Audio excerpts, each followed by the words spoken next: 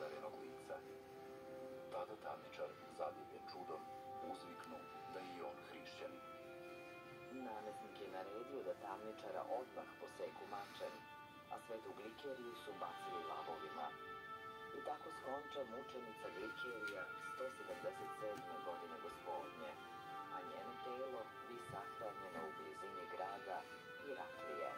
Potom je iz njenih moštiju poteklo sveto